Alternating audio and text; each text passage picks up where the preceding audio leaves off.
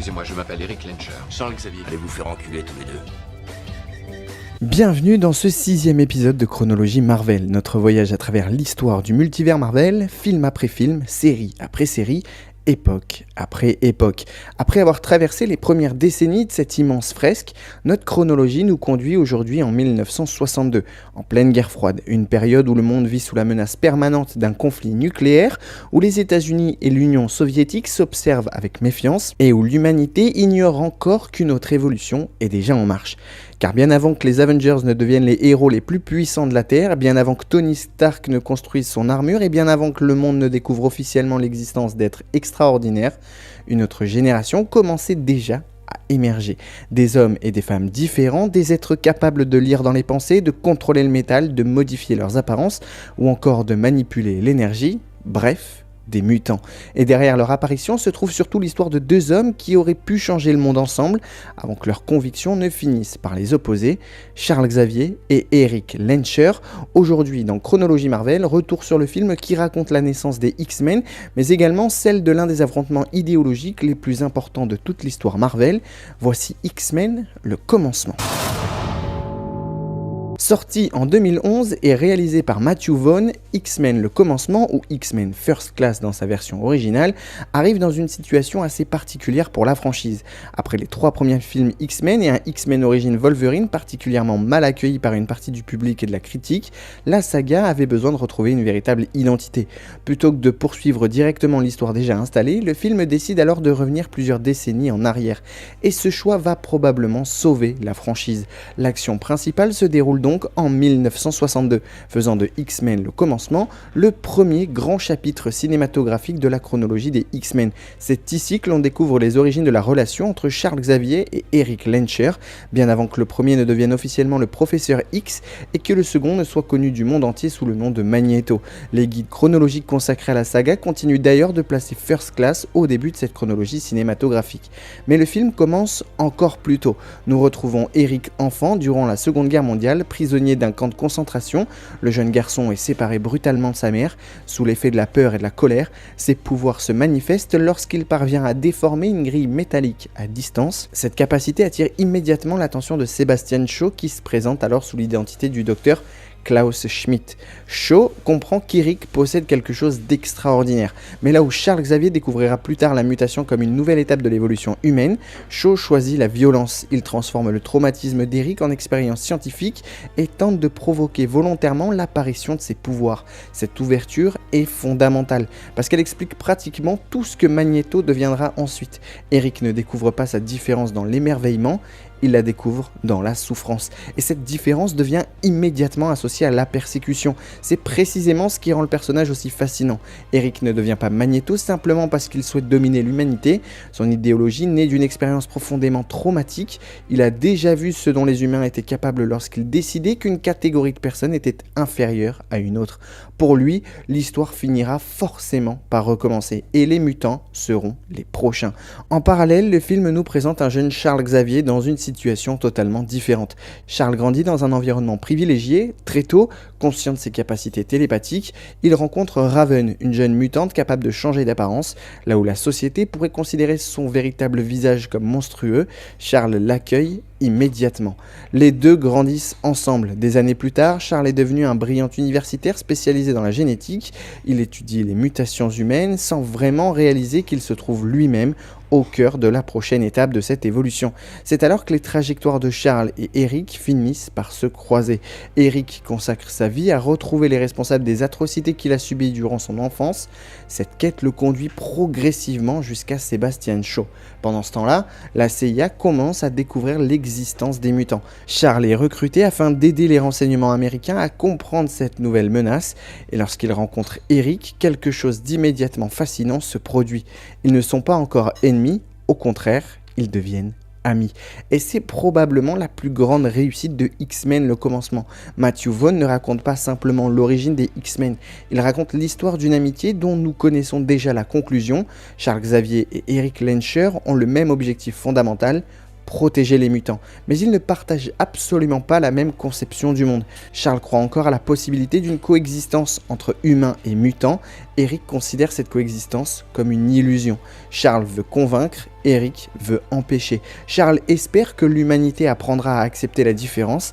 Eric pense qu'il faut se préparer au moment où elle décidera de la détruire, et toute la tragédie du film repose dans cette opposition, parce qu'aucun des deux n'est totalement caricatural. Charles peut parfois sembler naïf dans sa volonté de croire systématiquement à la bonté humaine, mais Eric peut devenir terrifiant lorsqu'il transforme ses traumatismes personnels en justification d'une guerre préventive. Cette ambiguïté donne au film une profondeur assez rare pour un blockbuster de super-héros du début des années 2010. Le scénario va ensuite réunir autour d'eux une première génération de mutants. On retrouve notamment Hank McCoy, brillant scientifique possédant déjà certaines caractéristiques animales et qui deviendra bientôt le Fauve. Nicholas Hoult apporte au personnage une fragilité particulièrement intéressante. Hank possède une intelligence exceptionnelle mais rejette une partie de lui-même. Il considère sa mutation comme quelque chose qu'il faudrait corriger. Cette relation à son propre corps crée naturellement un parallèle avec Raven. Raven, interprétée par Jennifer Lawrence, constitue d'ailleurs l'un des personnages les plus importants du film.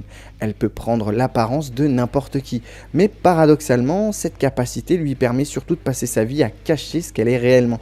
Son arc narratif repose donc sur l'acceptation de soi. Charles aime Raven, mais son attitude envers elle reste parfois contradictoire. Il prétend accepter les mutants tout en encourageant indirectement Raven à conserver une apparence humaine en société. Eric adopte une position radicalement différente. Pour lui, elle n'a aucune raison de se cacher, et lorsque Magneto lui explique qu'elle devrait être fière de son apparence naturelle, il lui apporte exactement ce qu'elle cherchait depuis des années, une validation totale de son identité. C'est ainsi que X-Men le commencement prépare progressivement la mystique que nous connaîtrons plus tard. Mais le véritable cœur du film reste évidemment le duo formé par James McAvoy et Michael Fassbender. James McAvoy possède une tâche particulièrement difficile. Son Charles Xavier doit évoquer le personnage immortalisé par Patrick Stewart sans simplement l'imiter, et il y parvient remarquablement. Son Xavier est encore jeune, charmeur, parfois arrogant, incroyablement sûr de son intelligence et loin de la figure presque paternelle qu'il deviendra par la suite. Il possède déjà les convictions du professeur X, mais pas encore sa sagesse. Michael Fassbender, de son côté, livre probablement l'une des interprétations les plus marquantes de toute la franchise X-Men. Son Eric Lencher est froid, méthodique, obsédé par la vengeance, mais jamais complètement dépourvu d'humanité. Certaines des meilleures scènes du film sont justement celles où Charles tente de lui apprendre à contrôler ses pouvoirs autrement que par la colère. La séquence dans laquelle Xavier explore les souvenirs d'Eric et lui rappelle un moment heureux avec sa mère est particulièrement importante. Pendant quelques instants, Eric comprend que sa puissance ne doit pas obligatoirement provenir de la douleur. La colère peut alimenter ses pouvoirs, mais elle n'est pas sa seule source. Cette scène résume presque toute la tragédie du personnage. Eric aurait pu suivre une autre voie, et pendant une partie du film, on veut sincèrement croire que Charles réussira à l'y conduire. Face à eux se trouve Sebastian Shaw. Interprété par Kevin Bacon, Shaw représente une version extrême de la philosophie que Magneto adoptera progressivement. Pour lui, les mutants constituent déjà l'espèce supérieure. L'humanité appartient au passé. Il cherche donc à provoquer une guerre nucléaire entre les États-Unis et l'Union soviétique afin d'accélérer la disparition de l'humanité et de permettre aux mutants de prendre sa place.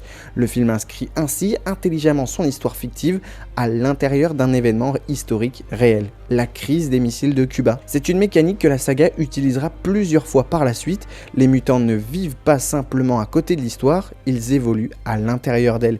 Et c'est l'une des grandes qualités de cette génération de films X-Men. La guerre froide devient ici beaucoup plus qu'un simple décor.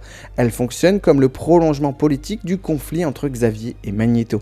Les États-Unis et l'Union soviétique se craignent parce que chacun considère l'autre comme une menace potentiellement existentielle. Charles et Eric discutent exactement de la même chose concernant humains et mutants. Faut-il faire confiance à l'autre? Peut-on réellement vivre ensemble? Ou faut-il attaquer avant d'être attaqué? La crise internationale devient alors le miroir d'une crise beaucoup plus intime. Le dernier acte du film pousse cette idée jusqu'au bout. Après avoir empêché Sebastian Shaw de provoquer une guerre nucléaire mondiale, les mutants découvrent que les forces américaines et soviétiques, pourtant ennemies quelques minutes auparavant, prennent immédiatement une décision commune: détruire les mutants. Pour Eric, cette scène confirme tout ce qu'il affirme depuis le début. Les humains peuvent se détester entre eux, ils peuvent être prêts à déclencher une guerre mondiale, mais lorsque quelque chose de différent apparaît, ils trouvent immédiatement un ennemi commun. Et c'est ici que le film devient particulièrement cruel envers Charles Xavier, parce que Charles a passé toute l'histoire à défendre l'idée d'une coexistence possible, et pendant quelques secondes, le monde semble donner raison à Eric. Magneto retourne alors le missile contre les navires qui viennent de les tirer, Charles tente de l'arrêter, Moira MacTaggert alerte intervient et dans la confusion, une balle déviée par Eric atteint Charles à la colonne vertébrale.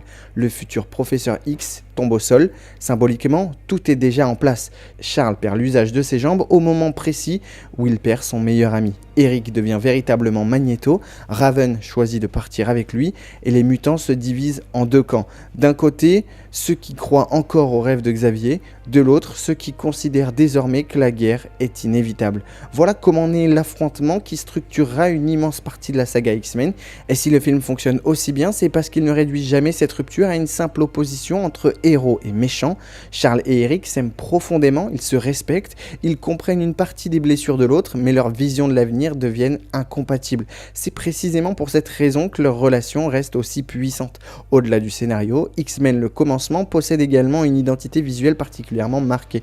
Matthew Vaughn transforme parfois le film de super-héros en véritable récit d'espionnage des années 60. Les costumes, les décors, les installations militaires et l'ambiance internationale donnent au long métrage une personnalité très différente des premiers X-Men. On retrouve presque par moments l'élégance d'un film d'espionnage britannique mélangé à l'univers extravagant des comics Marvel.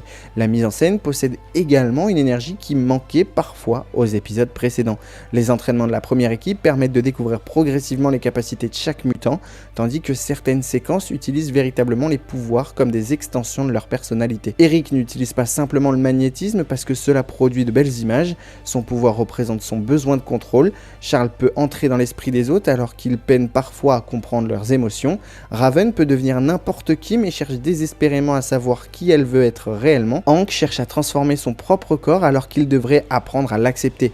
Les pouvoirs racontent donc les personnages et c'est probablement l'une des raisons pour lesquelles le film reste encore aujourd'hui aussi efficace. Le long métrage possède néanmoins plusieurs faiblesses. Tous les mutants secondaires ne bénéficient pas du même traitement. Certains personnages sont essentiellement présents pour alimenter l'équipe et offrir des capacités différentes pendant les scènes d'action. Darwin en est probablement l'exemple le plus frustrant. Son pouvoir lui permet théoriquement de s'adapter aux situations afin de survivre, mais son élimination intervient extrêmement rapidement et empêche le personnage d'acquérir une véritable importance narrative.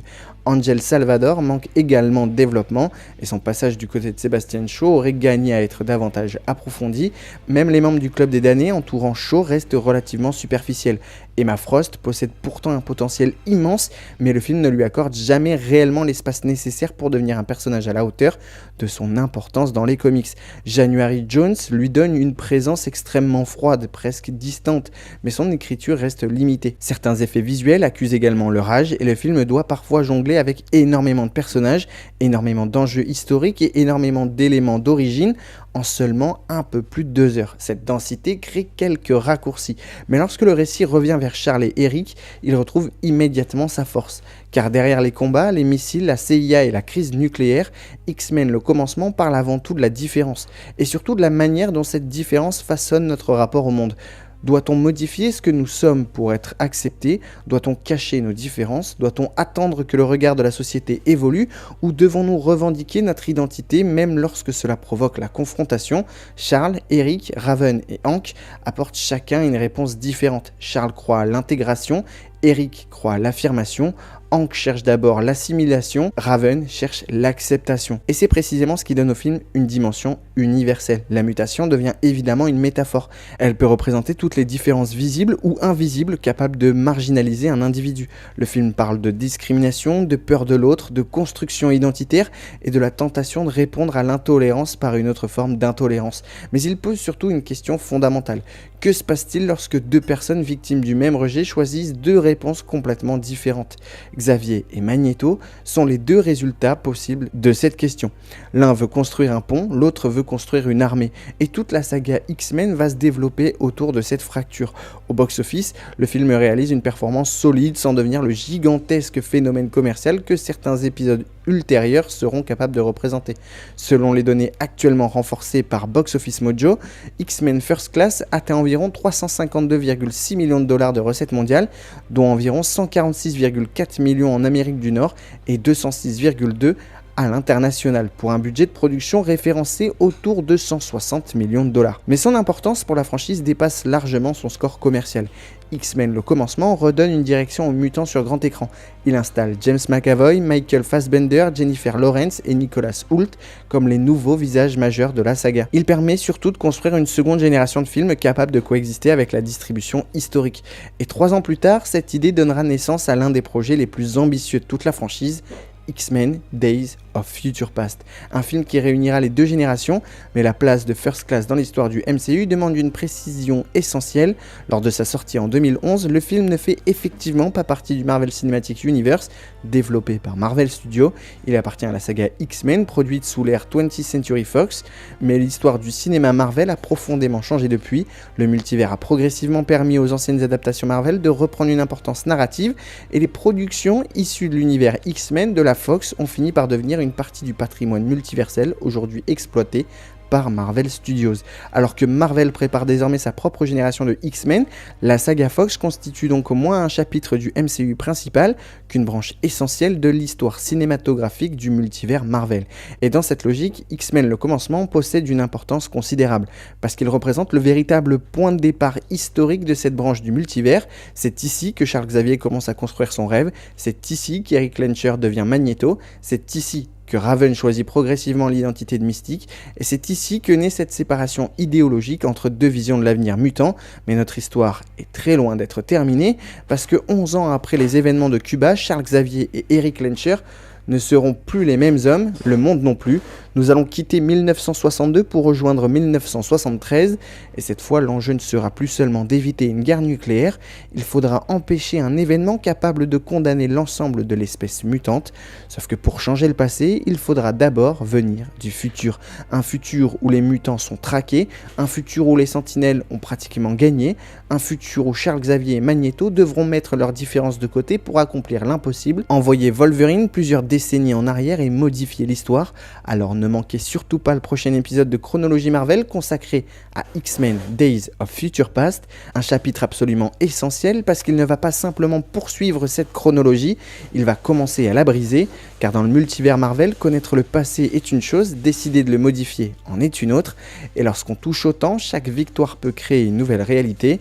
On se retrouve donc très bientôt pour la suite de Chronologie Marvel. D'ici là, prenez soin de vous, profitez de l'été, profitez du ciné, restez curieux, continuez d'explorer toutes les branches du multivers, et n'oubliez jamais, derrière chaque héros, chaque univers et chaque chronologie, se cache une histoire qui mérite d'être racontée. La paix n'a jamais été une option.